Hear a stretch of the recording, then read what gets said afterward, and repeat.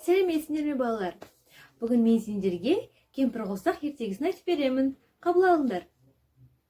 Баяғы заманда жер бетіндегі өсімдіктердің барлығы тек жасыл түсті болыпты. Бір күні қатты жаңбыр жауып, олар қуанып асыр салады. Жаңбырдың қалай басылғанын да байқамайды. Жапырақтар бетінде жаңбырдың тамшылары қалады. Тамшылар да өсімдіктермен бірге ойнағысы келгендей түрлі түсті түске енеді.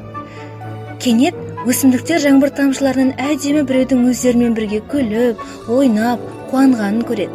Оның сұлулығына таң қалады. «Сен кімсің?» деп сұрайды одан алма. «Менің атым кемпір қосақ», дейді ол. «Сен жаңбыр суының ішіне қалай кіріп кеткенсің?» дейді алма таңданысын жасыра алмай. «Мен жаңбыр суының ішінде емеспін, мен аспандамын», дейді кемпір қосақ. Аспанға қараған алма тіпті таң қалады. «Ой, сен не еткен сұлусың, кемпір қосақ? Мен де сен секілді сұлу болсам ғой, шіркін», дейді қызығып. Алма мен кемпір қосақтың әңгімесін естіген қызанақ, «Мен де сұлу болсам ғой», дейді. «Менің де сұлу болғым келеді», дейді баялды қалыспай.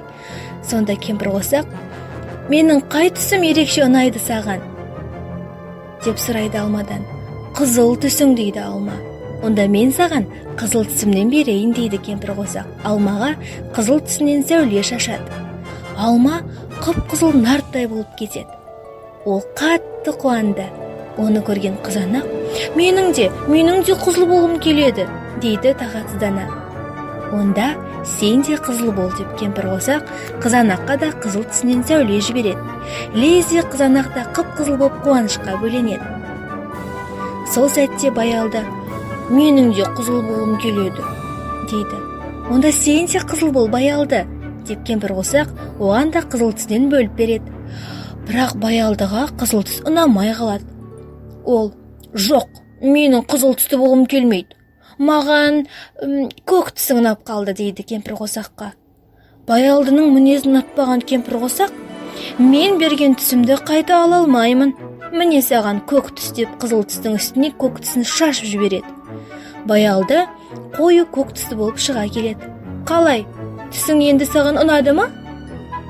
Кемпір қосаққа ренжіп қалған баялды басын төмен қаратып бұртиып, оған сөйлемей қояды.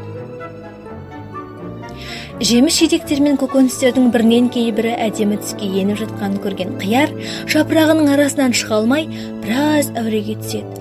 Ал үлкен асқабақ маңғаз қалпы асықпай, «Менің де сары болғым келеді», дейді. «Сен сары бола ғой, асқабағым», деген кемпір қосақ оған сары түсінен шашып жібереді. Сол сәт секіремін деп жапырақтарының арасынан сәл басы қылтиып көрініп қалған қиярға сары түстің бір тамшысы тамып кетеді. Лезде қиярдың басындағы жап-жасыл гүлі сап-сары болып шыға келді. Қуаныштан беті бал-бұл жанған қияр отыра қалып, басындағы сары гүлін тамашалауға кірісті. Ал асқабаққа сары түс түгел жетпей, оның денесінде жасыл жолақтар қалып қояды. Бірақ асқабаққа бұл түсте қатты ұнайды. Ол кемпір қосаққа, «Рахмет саған, кемпір қосақ. Менің түсімдей түс ешбір өсімдікте жоқ ау деймін. Мен осы түсіммен қаламын», дейді жадырап. Бағанадан бері айналасындағы болып жатқан оқиғаға ұйқылы ояу қарап жатқан қарбызға асқабақтың түсі ұнап кетіп, ұйқысы шайдай ашылады.